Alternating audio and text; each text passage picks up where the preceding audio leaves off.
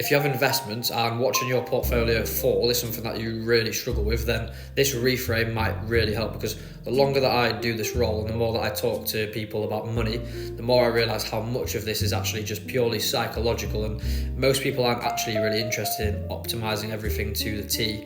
They just want to feel secure. They want the peace of mind of knowing that they're going to be able to do what they want to do, that they're going to have enough money to be able to live comfortably. And Morgan Housel has a bit in the psychology of money which really gets at this point, because he talks about investing and the fact that there is a price in investing, but because you don't agree to that specific price at the start, nobody knows how much your portfolio is going to fall. It doesn't feel like a price, it feels more like a penalty, and obviously with a penalty we feel like we've done something wrong. Think about it like a day at Disneyland, because millions of people here go and tickets are usually over $100 a head, but usually nobody comes home moaning about the price that they've paid for the ticket because they've had an enjoyable day out with their family.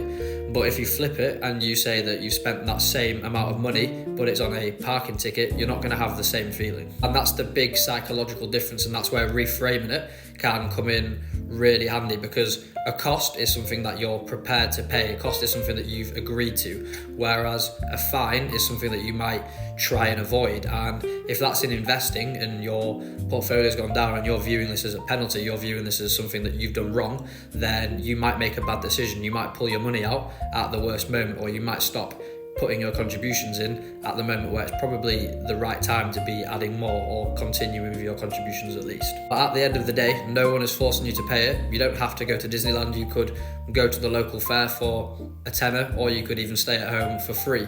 And it's the same in investing. You could choose the low fee option. You could choose to play it safe in cash or bonds, which you're not going to see that same volatility, but historically the return is significantly less. But it can also rain at Disneyland and you're not guaranteed to get the experience that you want. And the same goes in investing, but if you don't pay the price, then you will never get to experience the magic. But overall, the point here is that if you're going to be in the market and if you're going to want to achieve higher returns than cash or bonds, then market volatility is typically the price that you've got to pay, and viewing it as a cost, as a price instead of a penalty, is quite a healthy reframe, and hopefully that does help people. But as always, investing carries risk. You could always get back less than you invested, and this is for educational purposes only. It's not financial advice, but if you got any value from this video, then follow along for more educational content.